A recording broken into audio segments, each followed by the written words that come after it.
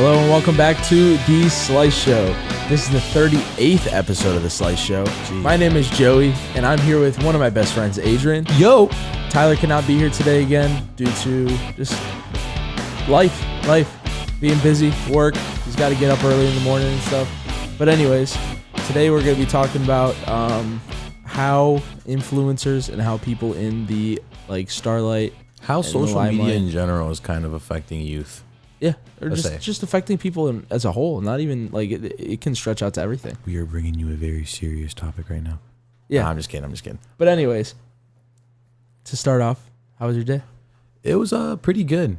Besides work, not to nip the bud quick, but I was with you essentially the whole day. Yeah. But I would say our day entitled to it was kind of funny. I didn't expect such a plain Jane planned out day to kind of actually have what it had stored. Yeah. I was about to say we ended up going down to Drive Shack again.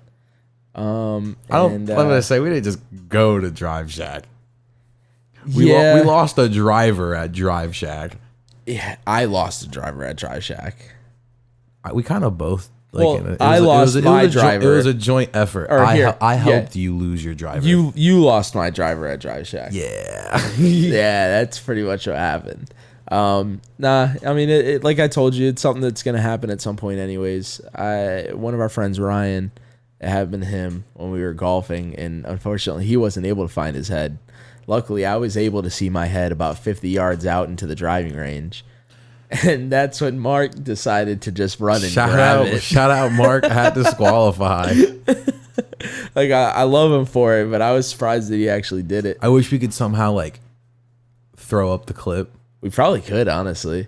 All right, y'all might see the clip. How's it go?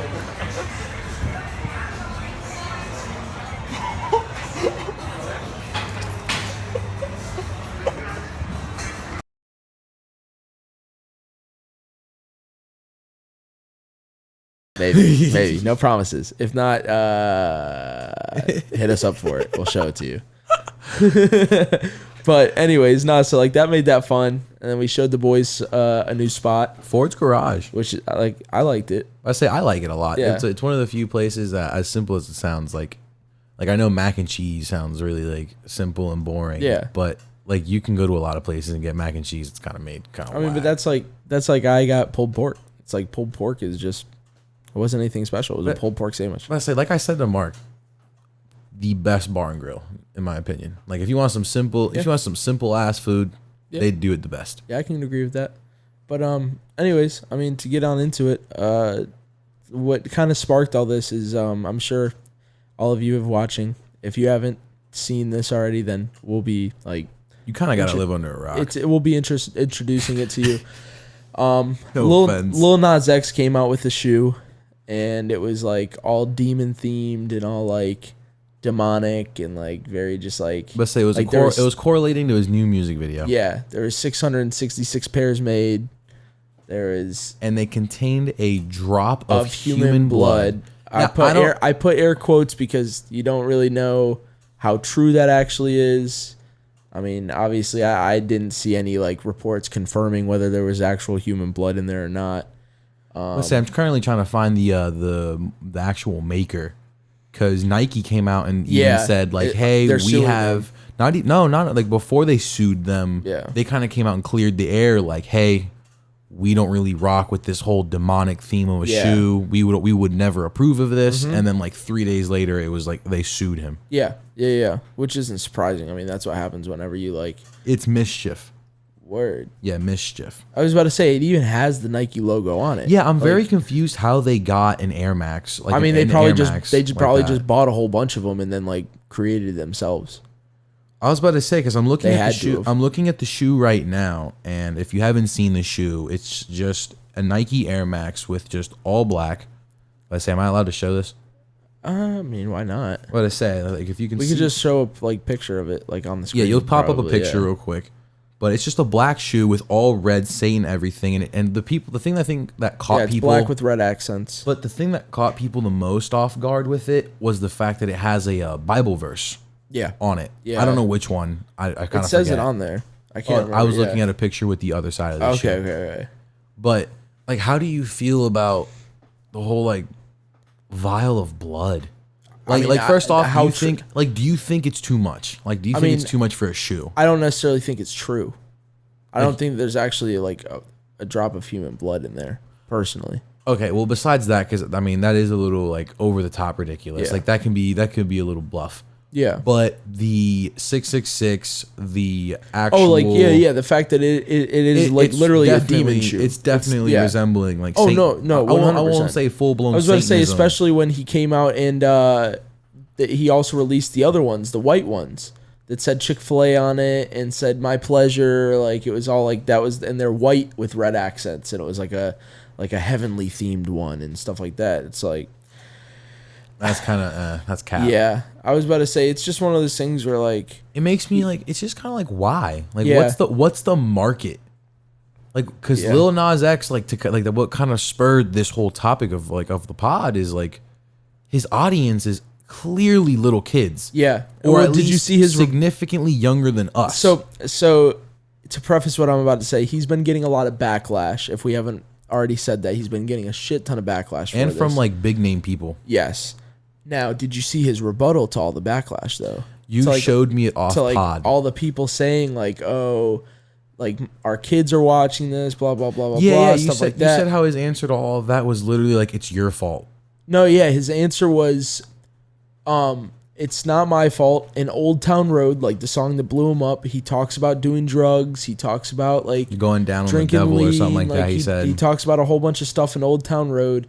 And he said it's on the parents for allowing their kids to listen to that type of stuff. Now, when that is said, when you look at it from that just raw perspective, I do see where he comes from. I can understand it. I don't agree with it, obviously. Not at like all. I would never agree with my child listening to something like that. You know what I mean? Yeah. Like, granted, Yeah.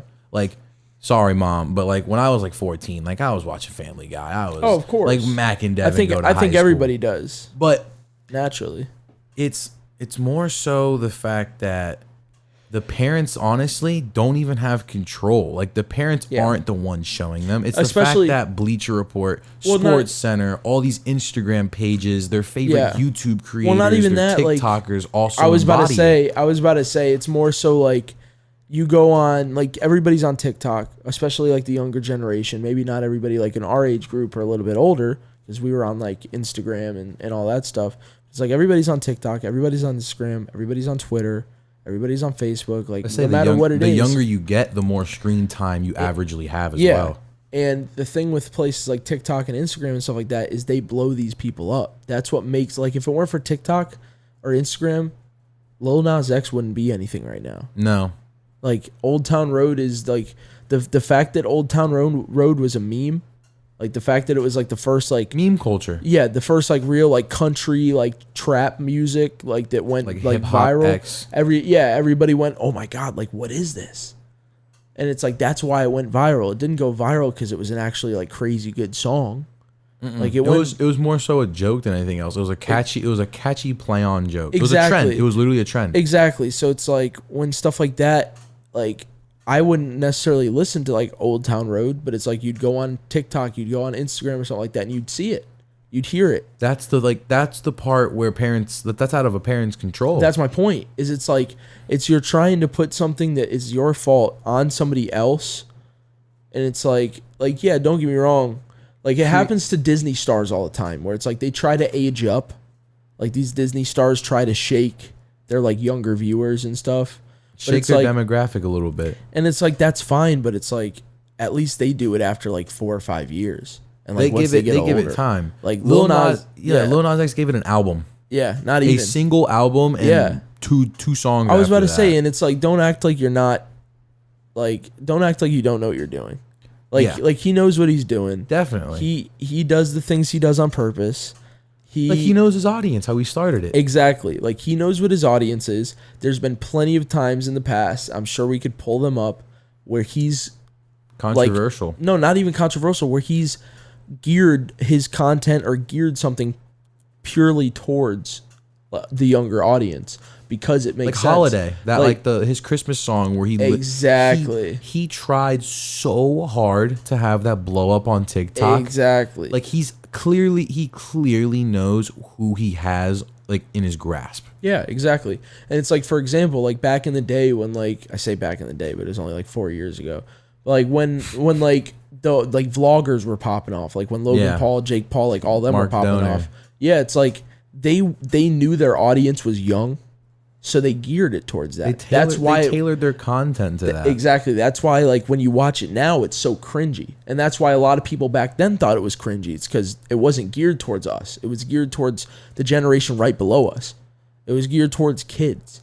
And it's like, they knew that. They knew what they were doing. They did it on purpose because it makes money. I'm saying marketing. Exactly. Like these YouTubers and stuff, like, yeah, granted, like people are like, oh, they won't live in the real world, but like they know some things. No, like they know exactly there's a reason why they're driving the like, nice cars. Exactly. And it's like Lil Nas does the same exact thing. Whether it's him or his label, they like, do the same exact thing. They're in a sense they're infamous, but they're marketing geniuses. They know how to get numbers in. I was about to say, like, 6ix9ine's a great example. Oh, 6ix9ine's literally one of the greatest marketing minds out there. See, I wouldn't put it all on him. I don't know if it's him or if it's exactly. It could be like somebody on his team or himself. It could be him. It could be him, but it could be somebody on his team. But like, it's the fact that somebody he there embodies the infamacy that he has. Exactly. Just thrives in it. Somebody there literally sits there and just tells him, "Hey, like, how can you get people to hate you?" Exactly, because they view all publicity as good publicity,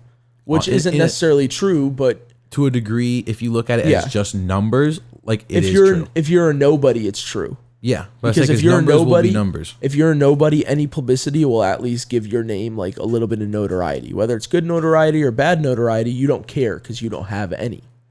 So it's like you at least want some, whether it's good or bad. But it's almost like Lil Nas X doesn't need fame.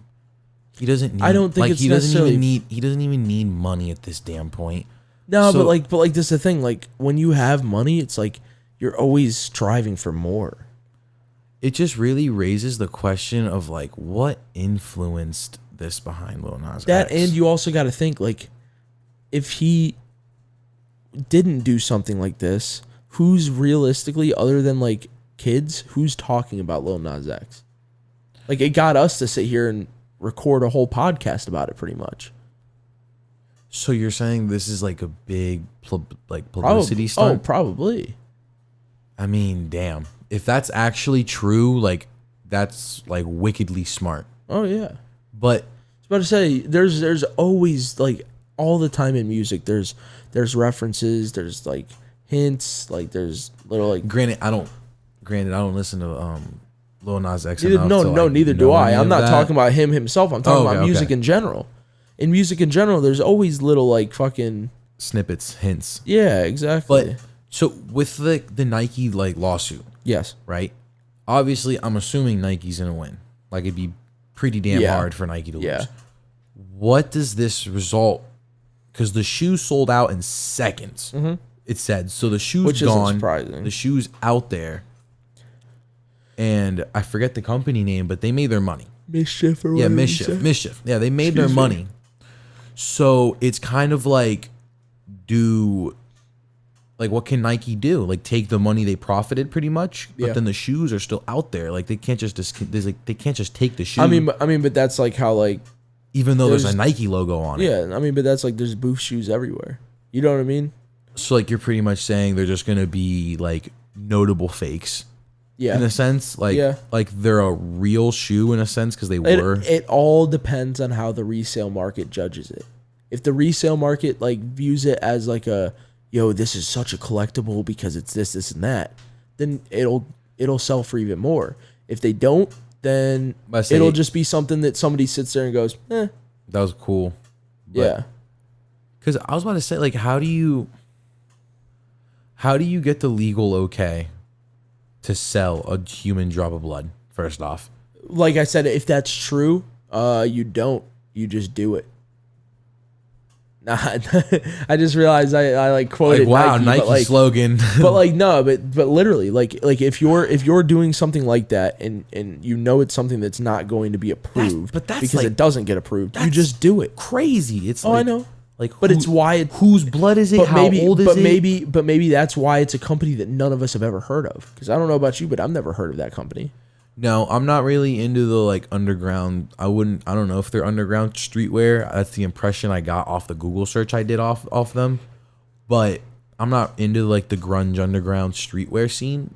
I've never heard of them either. Yeah. So I was about to say, I could be wrong. Like, let us know if we're wrong for sure. But like, I've never heard of that company. But so it's like it raises the question of like how the fuck do you get human blood? Like maybe it's his. Because like, think about it.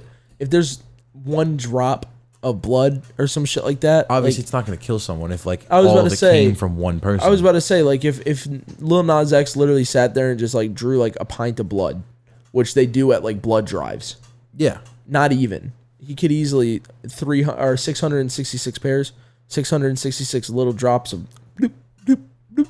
Like, it's almost like where like is the drop of blood just like on the shoe somewhere, like stained in a sense, kind of like in the material? I don't know. Or are you getting like a little glass vial with like a drop of blood? No, I'm pretty sure it's in the shoe somewhere. Whether it's in like the sole or like somewhere in the shoe. There's a drop of like blood that wasn't like stained, incorporated into the I don't know material. if it's stained or if it's like in the like the sole itself. Like, you know how like Nike has like shoes that like there's the Airbags. bubbles and stuff Yeah. like that. Yeah. Maybe it's in the sole somewhere like that, like in a little like fucking capsule. Like, I don't know. That's what I mean. Like, is it capsuled to where there's legit like liquidized, like, you know, like what, like blood, like there's like literal sloshing blood. around in there. Yeah, I don't know. Or is it just kind of like, yo, we put some like we put Red food dye yeah. stain, which they could have just put red food dye in a little vial and been like, yeah, this is blood. Because like, Or fake blood. Like, fake blood is a huge thing in Hollywood. because now with all that, it's like, where does Lil Nas, like, where's Lil Nas X going with this? Like, is his next thing gonna be more demonic, kind of like? Because now we're seeing, I think that like, Playboy Cardi is also doing it. Yeah, but like, But nowhere near. I was about to say, bad. but Playboy Cardi's different though, because like Playboy Cardi, like people expect that shit from him, and it's like it's not as weird though. With a whole lot of red, I thought a whole lot of red would kind of entitle like a rage vibe, not what he came out with the whole like. I wouldn't say his was satanic. His was more like goth.